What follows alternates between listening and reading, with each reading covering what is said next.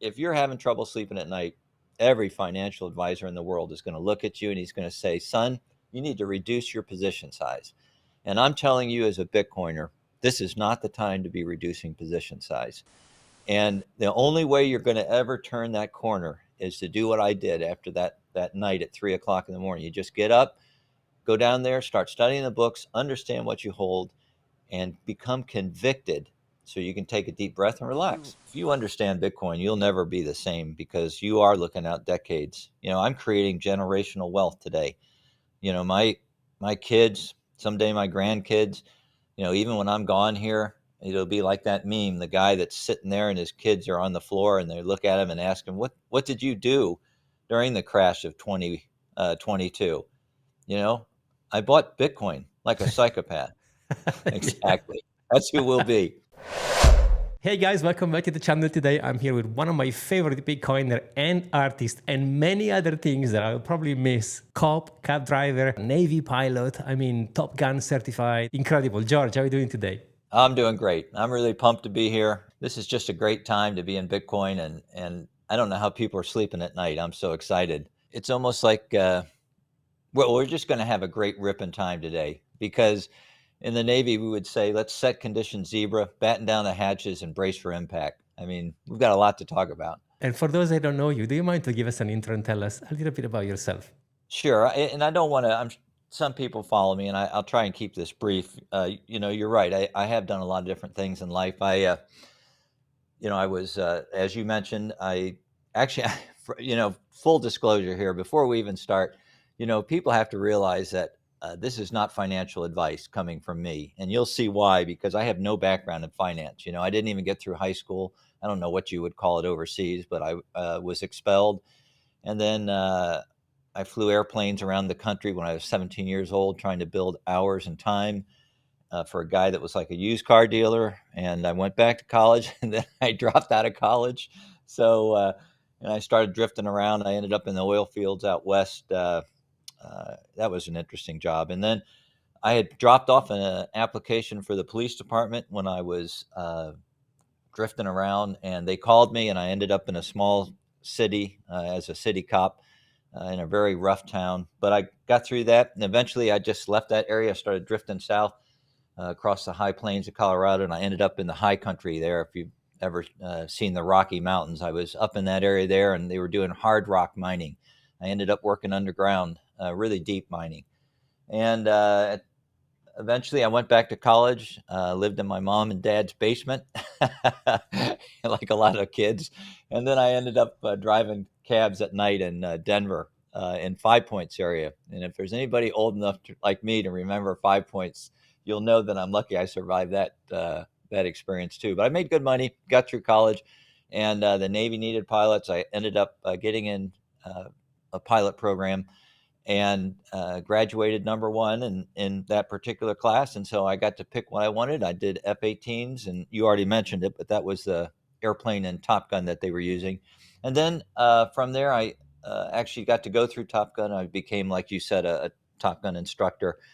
Eventually, I ended up, again, it's not like I was drifting around. I made a conscious decision this time, and I started flying for Delta, the airline, and flew all over the world with Delta. I ended up being a captain with them and flew for a long time. But unfortunately, I had a bad accident on a motorcycle, a chopper, and it ended my career. I had a traumatic brain injury. So, and I always say this, but again, this is another good reason to, maybe not listen to everything I say since I'm suffering from a brain injury too. But I hopefully I'm all over that. And now I'm just all in Bitcoin. My life just rocks. I don't have any money to invest or anything like that because I'm all in Bitcoin. And like today, the market's tanking a little bit. I really don't give a shit. Doesn't matter to me at all. And once you get to a point where I am, where you're just all in, it doesn't really matter. If I had extra cash around, I would definitely think about buying in these range. But you know what? At this point, I really don't care. And I don't care what happens because I know where Bitcoin's going. I've already got it. I know exactly where this thing's headed. And I'm skating to, like Wayne Gretzky said, I'm skating to where the puck's going to be. And so I'm not worried about anything. You mentioned school. I don't even know what school is. I was washing dishes. I told you my story, and Well, I well, then also we have that in common. I didn't get through school, and I guess you didn't either. no, and I also love motorcycles. I've been driving motorcycles since I was 14 years old. I don't like cars. I'm a bike guy. Actually, even in Dubai, which is super hot, I have a motorcycle. I'll send you a picture. I'll send you a picture of the chopper that I built. It was really cool. It ended up on a calendar. It was so neat, and I rode that thing hard, and I built it myself, did all the welding on it, and built the engine myself, and put it together. It was really a work of art, but dangerous as hell. So yeah, I understand. I completely agree. By the way, I'm with you. One Bitcoin is one Bitcoin. I don't measure Bitcoin in dollars. Today is just another day, and I wish I had cash to invest. Indeed, like you. And how have you came across Bitcoin? How have you discovered it? I usually reference the fact that Lynn Alden turned me onto Bitcoin. I used to follow her quite a bit, and she wrote a couple articles on it. But it really wasn't. I was like most people, and you understood Bitcoin before I did. But when I first heard about it in 2013, I just thought it was stupid, typical boomer. And back in 2017, I looked at it again. I thought, this is still stupid. And if you remember, I mean, it was pretty volatile back in those days. And I'd have to say, I'll tell you something, Mauricio. I never worry about Bitcoin failing anymore. I don't know if you do, but I have like no concerns whatsoever. You know, Prior to 2017, I don't think you honestly could have said that you could put all your wealth in Bitcoin and be able to sleep confidently at night.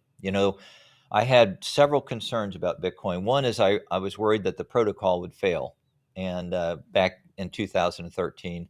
And you know what? It did. I mean, it did fail in 2010. I mean, the protocol, the blockchain, it failed in the overflow incident. And then after the block size wars, that changed things because you realize that Bitcoin was being challenged at its very core principles, and it didn't seem to matter. It said it did fine. It got through that period, very resilient. And then the last hurdle for me, and I was already in Bitcoin by this time, but the last real hurdle was China.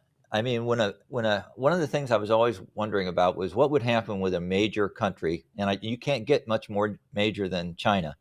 I mean, think about what I'm saying here. We're talking like, the second largest economic power on the planet decided to ban Bitcoin. In spring of 21, within 6 weeks, that basically didn't matter. And I saw it. I saw it in real time. I saw the hash rate move out of there so fast, it would have made your eyes water. And next thing you know, Bitcoin survived another challenge. And shortly after that point, I just kept buying. I was buying all the way up to the top. I kept buying all the way down to the bottom. And finally, I just ran out of money. And today, I can say that my wealth is in Bitcoin, or I have one proxy, MicroStrategy, which is a blast. I'm having a fun time watching that unfold. So anyway, getting back to your question, Lynn, she kind of pointed me in that direction, but quite frankly, I pilled myself. I mean, I did it because I just worked my ass off. I studied, I watched podcasts like this, and I was fortunate because past 2017, there were a lot more podcasts and information, books, all kinds of things available that you could study. Today, you basically got no excuse if you're not studying Bitcoin and if you don't understand what the hell you hold. You need to pull your own head out of your ass and look around because there's all the information you could possibly want. You mentioned volatility. How do you deal with it? Because this thing, like for example, if we look at the price of today, we've seen a major drop, which me and you are clearly not bothered. But do you have a technique? Do you just like was I into it? You do some meditation, or you just like honey badger it and you don't care? That's a really good question. That is a really good question. And I tell you, that's kind of the point of this whole discussion today. Why am I doing this? Why am I having this talk with you? Well, I want people to somehow get to the place where I am. And I'm not talking about just being all in, uh, but understanding what you hold so that you just relax. Look at me. I mean, I really don't I really don't care anymore about Bitcoin's price actions. You know, the volatility is very difficult, and I'm going to share another story. And I was talking to Robert Breedlove, asked me to come down to Miami and talk to him. So for people that are watching, if you watch that episode someday or this one, I'm just going to repeat it because it's so important. This is the key. So I told you I was buying Bitcoin on the way down, and I was convicted. I had faith in what I knew what I was doing. And 2022, when Bitcoin got down to about 19 to 20,000, do you remember that period where it was just bouncing along? Just it was right under there. It just stayed there for a long time. And I actually I kind of lost faith at that point. I found that I was having trouble sleeping at night, and I kept wondering, you got to remember, I mean, anybody that can't look at the screen, if you're listening to this, if you look on the screen, you'll say, "Hey, this guy's old." Well, yeah, I'm a boomer. And so I had a lot of my wealth, a lot of my retirement, my savings, all of it in Bitcoin. So it's 3 o'clock in the morning one night. I remember it in particular, and I'm just sitting there. I'm staring at the ceiling, going, "Man, did I this up?" And I looked over my wife is she's she is the most important thing in my life, man. She treats me like a king. And I mean, she's actually used those words. You are the king. And she's laying there and sound asleep. And I was thinking, she's put all her trust in me to do the right things. And I just was lost. And, and then, and then what do you think happened? Next thing you know, Bitcoin crashed to like 17,000 bucks. You know what I did, Mauricio? I I bought like a drunk sailor. And the thing that was different was between that night when I was laying there at 3 o'clock in the morning and the time when it went down to 17, I got back in the books. I just redoubled my efforts. I said, you know what? I got to understand what the hell it is I own here. I'm sure not going to sell this asset. So if I'm not going to sell the damn thing, I should get off my butt and get back into the books and study and watch more podcasts. I did technical stuff, even learning about SHA 256, things of that nature. And you know what? That was a moment that helped me after that, after when it went down there and I bought, I thought, I really don't care what happens now. I'm committed. So that's the story about volatility. If you want to, if you're having trouble sleeping at night, every financial advisor in the world is going to look at you and he's going to say, son, you need to reduce your position size. And I'm telling you as a Bitcoiner, this is not the time to be reducing position size. And the only way you're going to ever turn that corner is to do what I did after that night at 3 o'clock in the morning. You just get up, go down there, start studying the books, understand what you hold, and become convicted so you can take a deep breath and relax, like now. There happened something similar to me. The only difference is I didn't double down on my conviction, so I didn't buy per se, but I didn't sell either. So I remember in London looking at the screen when the price dropped to, I think it was $3,000 and everyone was calling 1,000, 1,000. And I was like, up, because even though I went in earlier, I missed all the round to 20,000 now. So I missed like a 10x.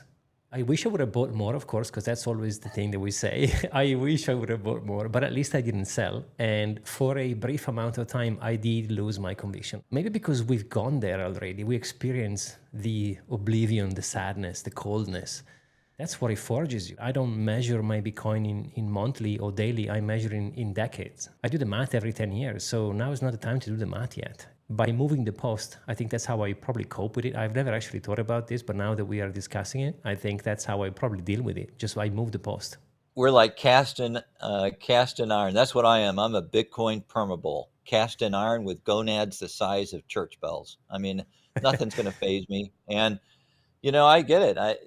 I think maybe you're right about that. Maybe you just have to get to that dark place, almost like in a biblical sense where you're sitting in the ashes. You're at your kind of the end of your road, and once once you get to that point, if you understand Bitcoin, you'll never be the same because you are looking out decades. I'm creating generational wealth today.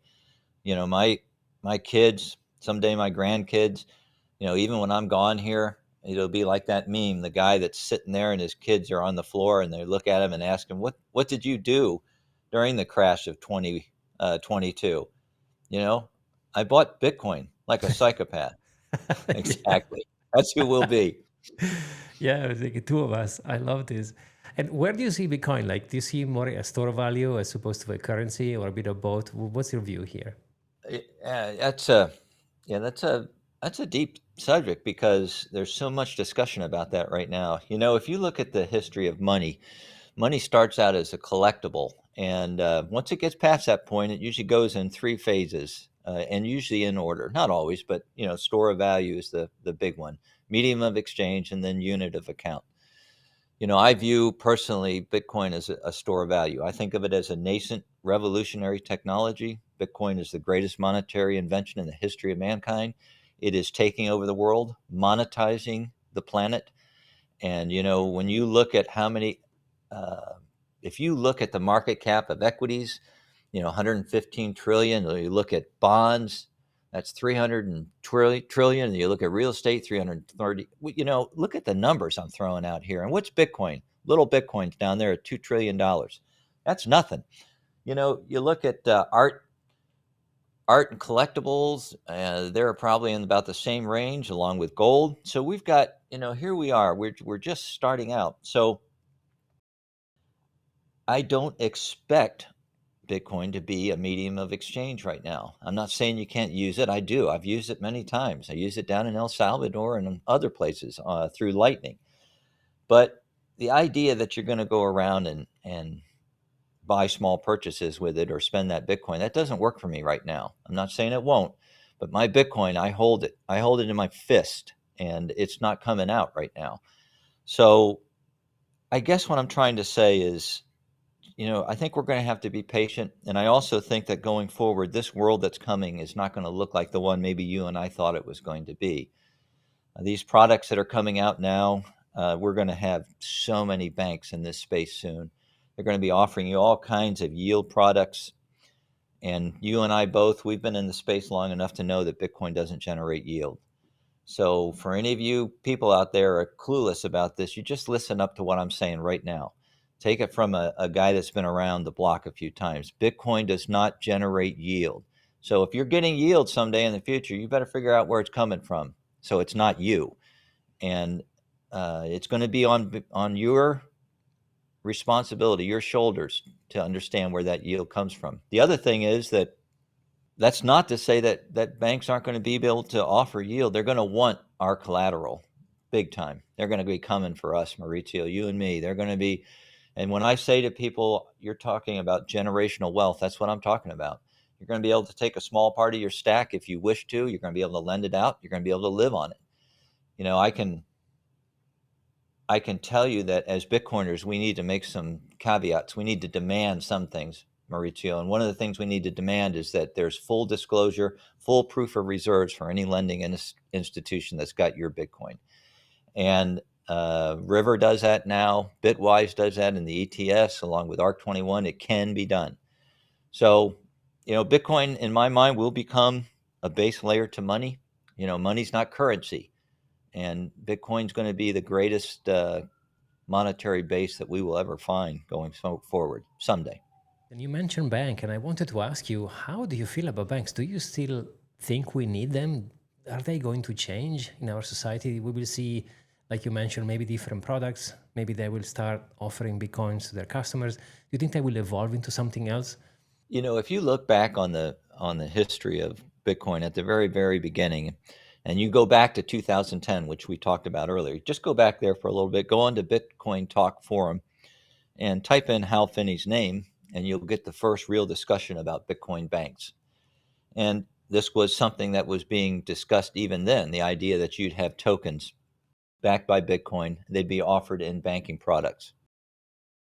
You look at Michael Saylor. I can tell you three incidents now where he has actually discussed this specifically. One was Safe back in, this was probably about 4 months ago now. He had a very, very interesting conversation with him about banks and about yield. And Safe pushed back, Saifedean Ammous, he pushed back on this conversation. But Michael then brought it up again with Alex Thorne in a discussion. And then he brought it up again on Spaces. And recently he was talking to CNBC and he said, I want to recapitalize the world on Bitcoin. I think they're going to end up, MicroStrategy is going to end up with 1 million Bitcoin. Bernstein has recently announced that. I believe it's true. I think that's where they're going to end up. And we will see these products come out. I don't think anybody's going to deny it. It's not it's not my opinion here means jack squat, because we're not going to stop this. You're not going to stop the ETFs. You're not going to stop options, futures, derivatives. They're going to be derivatives on derivatives in Bitcoin. There already are, actually. And so you and I, we can have this discussion about Bitcoin banks, but they're coming. It's just going to be on our shoulders, Mauricio, and to talk to people and make them sure they understand that, again, Bitcoin doesn't generate yield, kids. So if you're getting yield, you better figure out where it's coming from. Of course, Bitcoin, if stored properly in self-custody, is, I believe, the only asset you can truly own, right? So they want it, and they'll try to take it off you by offering the honey, right? Say, hey, if you leave it here, I'm gonna give you 10% a year, which it doesn't make any sense because Bitcoin on its own does 50 on average. So why would I lose my custody? But if you remember, a bunch of companies, they've tried in the past, they've wanted to offer their customers, or whatever you want to label them, some yield, saying, hey, drop your Bitcoin here. Just don't worry. Trust me, bro. Give me your Bitcoin, I'll give you 10%. And I was like, why would I do that? I lose custody. Again, I've learned my lessons. I paid my tuition back in the days when, like I told you, off camera, I was kind of mining. So I think we have to go through a tuition one way or another. So I agree with you, it's inevitable. So you mentioned a good point. Now, I'm not saying, I always want that optionality. I want to be able to, if the hits the fan, as we used to say in my squadron, I want to be able to collect my Bitcoin in whatever buckets I've got it in, because I've got it in quite a few buckets, including cold storage. Although I stopped keeping that in the house anymore. I mean, I had to move. I had to stop that. But anyway, what I'm trying to say is I want to be able to put that thing on a hardware wallet, memorize the 12 seeds if I want the word, and walk across the border, basically flip people off, and I don't care. I want that optionality. What I'm really talking about here is this. When I say that I'm going to create generational wealth, what I mean is I intend to never sell my Bitcoin. Now, I'm not saying I won't use Bitcoin, to help people out in a circular economy, but quite frankly, the Bitcoin that I consider savings that I've been working my ass off on to get here, that's not going anywhere. That's, again, it's in my fist, and it's not going anywhere. So what do I want to do with it then? I'm not going to build a house. I'm not going to sit inside of a Bitcoin. I'm not going to eat a Bitcoin. One of the things that people always have difficulty with is understanding, what do you do with the Bitcoin? Well, what I'm trying to tell people is that you are going to have products available so that you can do a technique. This is not my method, buy, borrow, and die. It's a financial technique so that you can use your assets and live off them for the rest of your life. Now, I like to add dynasty on the end of that phrase, because I really do believe that if you do this correctly, you can have your Bitcoin for the rest of your life, and you can live off of it using some of these products that are coming. So what would I be willing to risk out of my stack? Maybe it's 3%, maybe it's 5%. And I believe there'll come a time when those lending products are going to be so low. Right now, you can't do it. If you look at Lending, Lending, they're offering products that are like 12 to 14%, interest. That nobody wants to do that. I'm not doing that either. But what I'm discussing is the fact that you already mentioned it. You said Bitcoin is the pristine capital or collateral, and it is, and everybody's going to want it. So what I envision in the future is looking at the SOFR, the overnight fund rate. Right now, I think it's around 4.5. So I anticipate, as these products come online and they're all competing, that we're going to see loans that can be lent out to us Bitcoiners at about probably around 5.5% is what I'm figuring. Let me ask you this. I mean, you've been in the space for a long time. If you took out a loan, let's just say that you said, you know what, I've got maybe Bitcoin's $1 million a coin then, and I've got $1 million set aside somewhere, and I think, you know what, I'm just going to take out a loan so that I can keep my Bitcoin and spend maybe 50,000 or something this year, whatever you want to do. And think about what that could mean. You could get a loan for 3 years. And every year, if you wanted, you could probably just keep paying those loans off and never lose your Bitcoin. Why? Because do you think over a 3-year period that Bitcoin's going to go up more than 5.5%? Or like MicroStrategy, get a 5, even a 6-year loan, at zero. He's getting them at zero. Okay, now picture that. And imagine, would you, if I gave you $1 billion right now in a bag, and I said, you know what, Mauricio, you got to pay me back, bud, in 5 years from now, you'd go stick it in Bitcoin. At the end of that time, not only are you going to pay off your loan, you're going to make a ton of money. So anyway, that's all I was saying. Imagine me coming to Dubai with a bunch of bags full of gold, which, by the way, from London, I had a position in gold. Going to the airport through custom. Hey guys, baby, I'm going to Dubai. Here's my gold. I mean, I couldn't have done it. So this is a superpower. And as soon as the world is going to wake up to this, and they are waking up to this, they will want it and they'll find a way to get it, because people are going to, they're going to fall in the trap. Oh yeah, here's my Bitcoin. Give me that 10% you promised me. Sorry, like something happened, that we've seen a bunch of companies, they've dealt with it. So I think it's going to be an interesting time. You mentioned MicroStrategy. You said you had a position on MicroStrategy. Is the only play in your portfolio besides Bitcoin? Is only these two? Yeah, although, I am using wrapped Bitcoin in the ETFs right now too, and that's just because of some retirement accounts. But MicroStrategy is the only proxy that I'm doing. And one of the reasons that I bought into it was because once I understood, again, where MicroStrategy and Michael Saylor are going, and that, in my mind, that's going to be the world's biggest Bitcoin bank, on planet Earth. And they are going to recapitalize the world on Bitcoin. Once I understood that, I took out a pretty nice sized position in it, but it was so long ago that, now it's gotten bigger and bigger. It's like a cuckoo bird. I don't know if you know anything about them, but what they'll do is they'll go up to a nest and they'll lay their egg in there real quick. They can, a cuckoo bird can lay an egg in like 10 seconds. So they'll wait for the mother to fly off the nest to go get something to eat, and then they'll put their egg in there. Well, lots of times what happens is that bird, when it hatches usually a day or two ahead of time, and it just starts getting bigger and bigger, and it crowds out the other birds. Well, that MicroStrategy has done the same thing. I mean, that thing's up I think it's up 2,700% since Michael Saylor said, you know what, we're going all in on Bitcoin.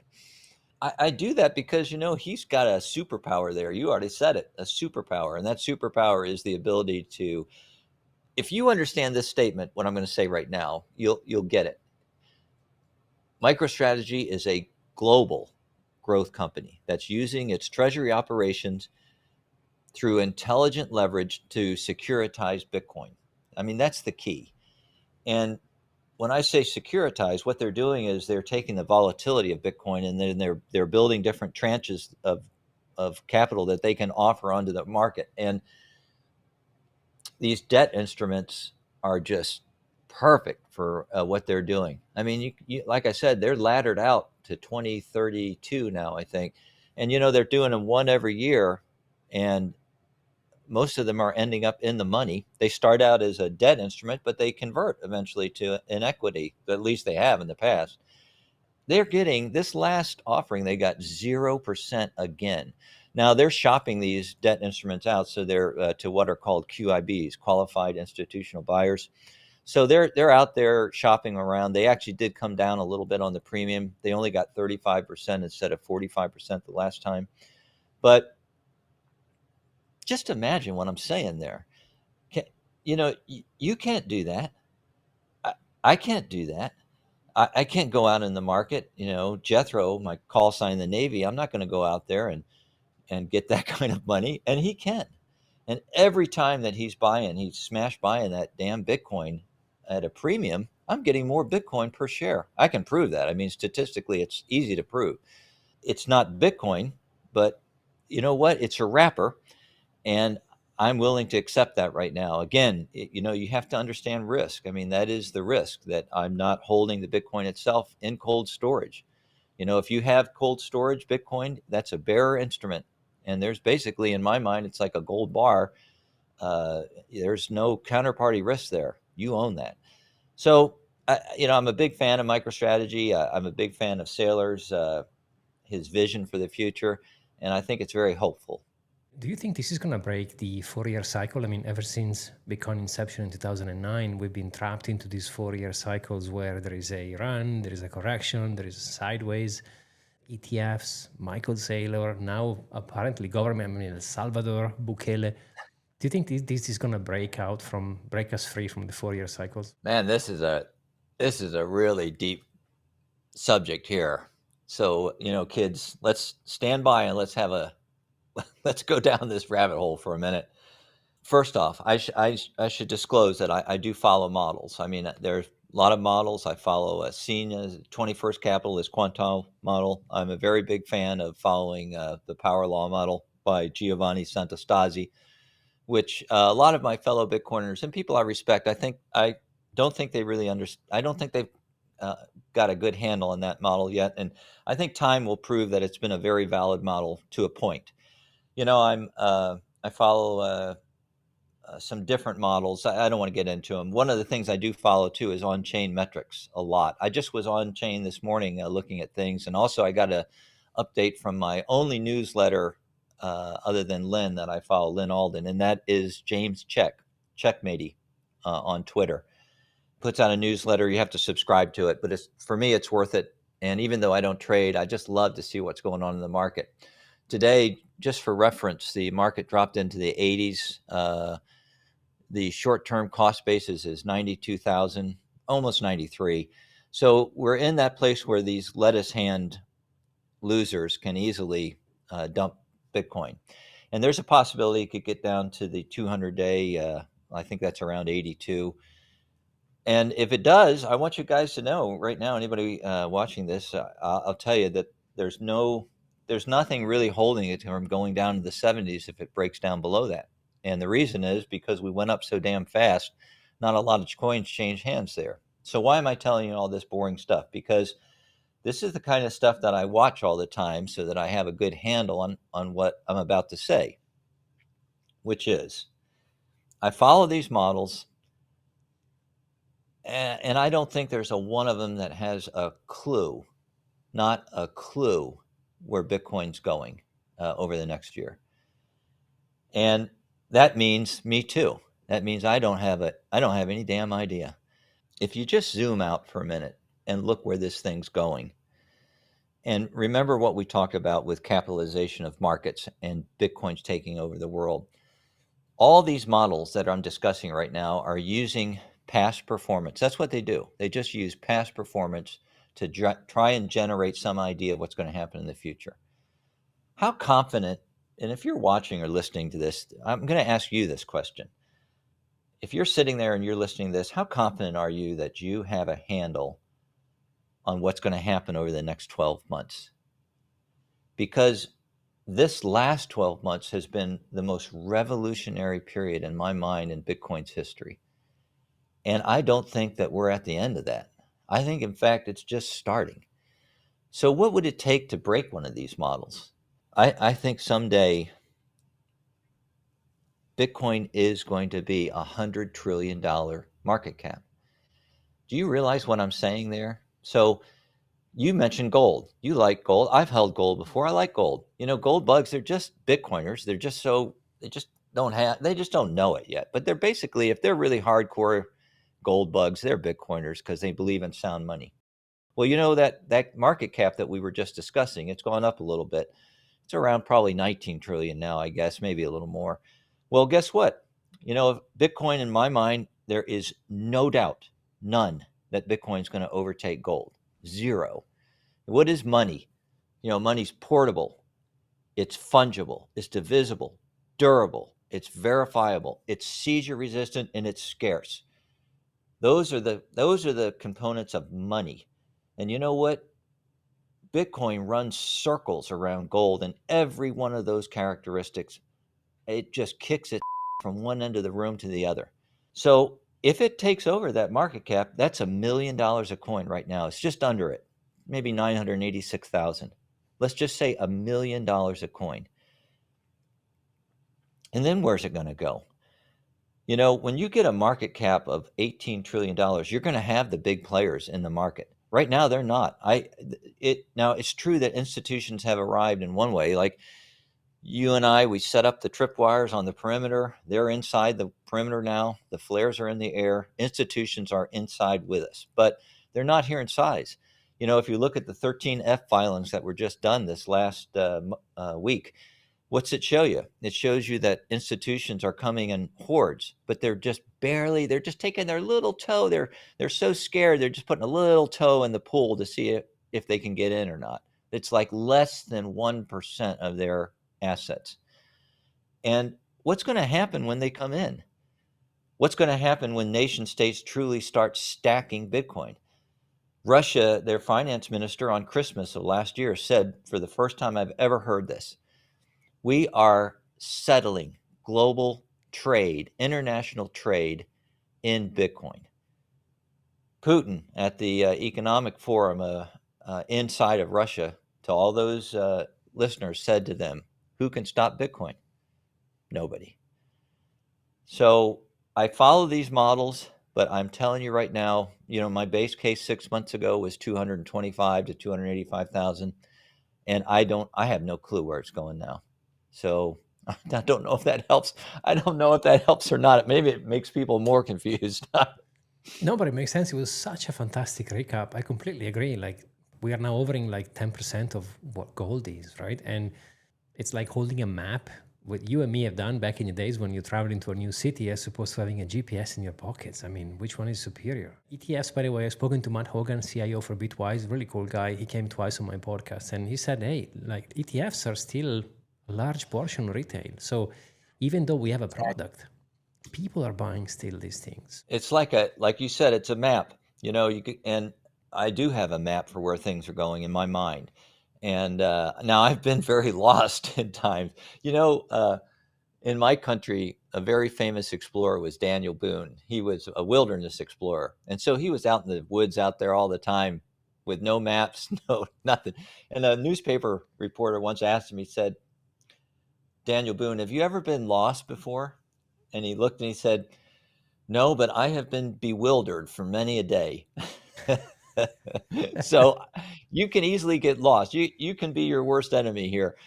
But the things you're talking about, for instance, just the retail side of this thing, Van Eck also mirrors what Bitwise said. They came out with a report about a month ago, and they said, hey, 80% of the people that are buying these ETFs are actually retail or high net worth individuals. They're not big institutions, and yet the institutions are using these products to hedge. They're buying the futures and then shorting the spot using these ETF wrappers. You talked about this. I was disappointed in the executive order language on just one thing. I applaud the idea of self-custody, the right to mine, the right to transact. These are great things. But, you have to realize that this executive order is just paper. I mean, it's nothing. As soon as, somebody else comes in that office, or if President Trump changes his mind, it's just paper. We need something that's more permanent and on our radar. Now, it's funny because we're going to talk about three things here in a way, because you remember Trump's executive order called out for a digital asset stockpile. And I don't want to talk about that anymore because I think it's pointless right now. But the other thing is we still have the Bitcoin Act to discuss, which is going to establish what's called a strategic Bitcoin reserve.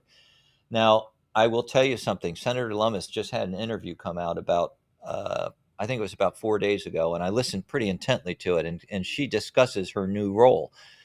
She's on the first digital assets subcommittee, and she is the chair of it in the Senate.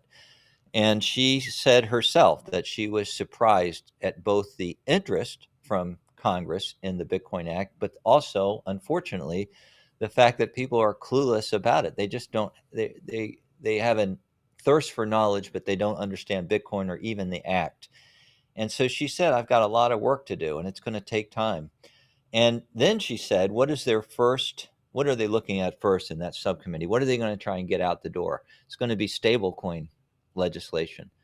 And then after that, she said the next point of business will be the digital assets framework. And that's the last thing for us to talk about, which is the sovereign wealth fund.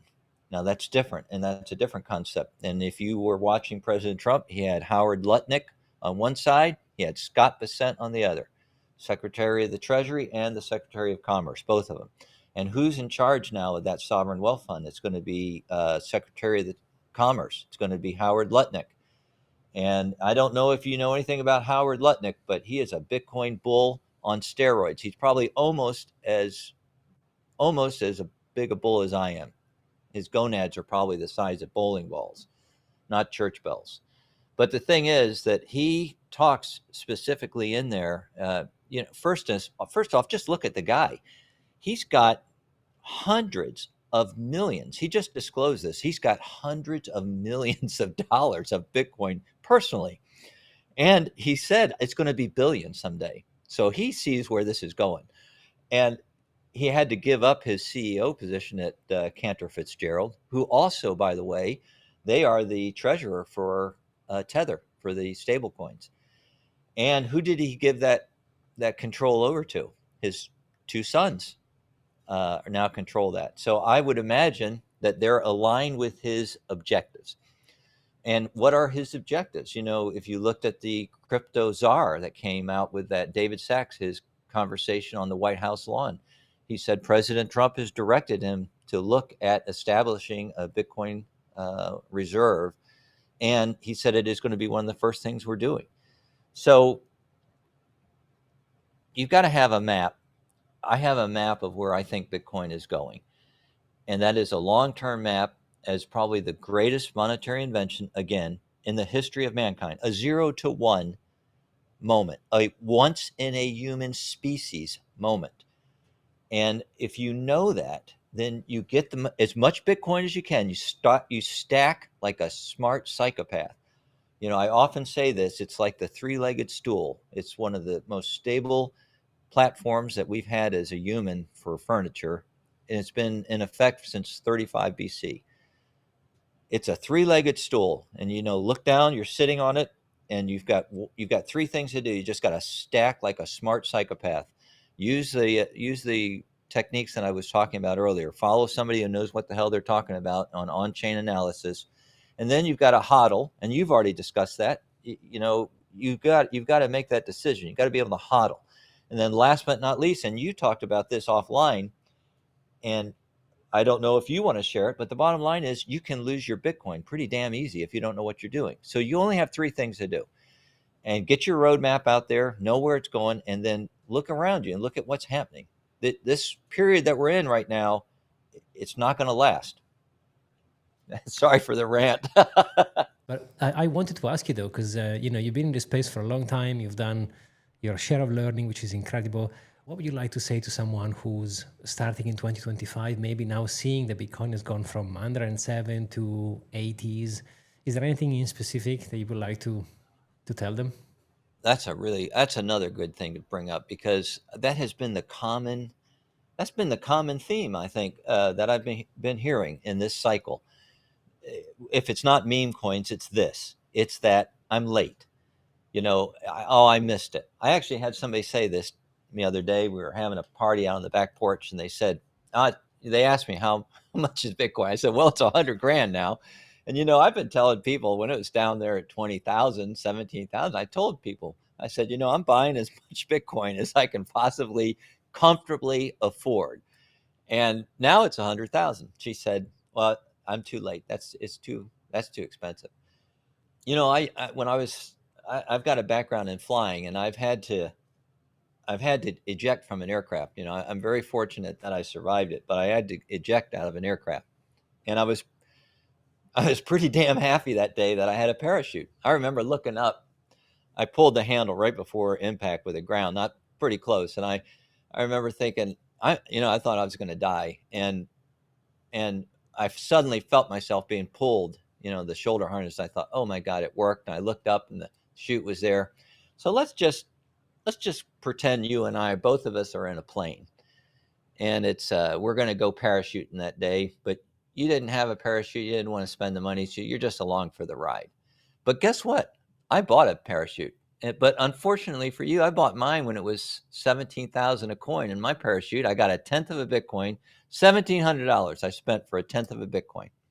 And by the way, that's all you're going to need. If you can get a tenth of a Bitcoin, and you're young like you are, I mean, you're set. All you got to do is just work your damn off in life, have fun. And then Next thing you know, you're going to be older like myself, and you're going to go, man, how did I get this wealthy? Well, so I got my parachute on, and so we look outside, and suddenly the plane's on fire. And I mean, we're going to die.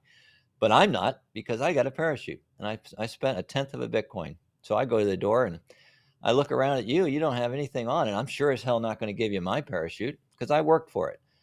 And guess what? there's a there's another cargo compartment over there, and you can break open that glass and you can get a parachute, and it's for a tenth of a Bitcoin. But now it's $10,000. Well, what the hell are you going to do? Are you going to sit there and burn to death? You're going to go down with a plane, or are you just going to get the damn parachute? What about when it's $1 million a coin? So there's two things to learn from this lesson. And what it is that Bitcoin's not stopping. This is a technology that's got a long ways to go before we monetize this planet, before hyper Bitcoinization occurs. And it's not stopping. You had an opportunity, to get a tenth of a Bitcoin coin, and now you've got an opportunity now.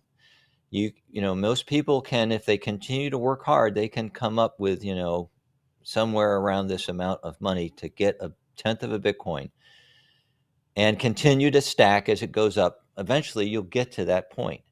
If I'm right and it continues and it's going to be $1 million a coin, which I believe it will be, well, you're going to have to come up with a lot more. So this feeling of late, it's like everybody wants to teleport themselves into being an OG and to hold Bitcoin. They're not, you have to work to get to it, and you got to go through these cycles. You got to study. You don't teleport yourself into this position.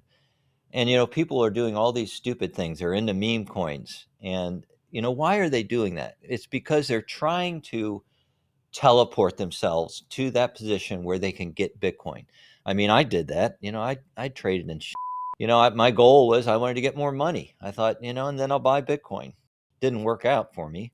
And then the other thing is, it's this whole idea that I'm going to come up with something that will teleport me to that point where I can get the Bitcoin and live my life. And I'm just telling you, you can't, kids. You just got to work. You got to stack. And if you're concerned about the price point right now, once you zoom out and you start studying, you'll realize, hey, you know what? This thing's not stopping. And you're going to end up, you're going to pay the price that you deserve one way or the other. This to me is the real proof of work. This is what you have to do to understand it. And we are now in a microwave generation when everyone wants to do shortcuts, like you said, and teleport themselves. You want to be an OG, buy now and do the math in 20 years. Well, then you will be an OG. I have people in my network, they said to me, oh, I missed it when it was $1,000, when it was a few $100, when it was 10,000. And I'm like, how many times are you going to miss it, dude? I mean, at the end of the day, do you want to miss 100,000? Well, guess what? They have. Do you want to miss 1 million? Well, they will. Unless they do the work, like you said, they read the books, they studied. It's going to give you conviction when the price is going to test you, because it will going to test you. This thing is going to test you. It's not for the weekends. It's going to drop. Then that's a test. So it's like having a fat guy who eats junk food on the sofas. I miss the gym. Well, you're never going to have muscles. You're never going to be fit if you don't go and work out. So stop being crazy and go to the bloody gym, right? And work out. Exactly. That's how you do it. It's funny because, and there'll be seasoned Bitcoiners that listen to this, and they'll understand what we're talking about. They'll get it, and they'll have realized that they've got a far off horizon viewpoint.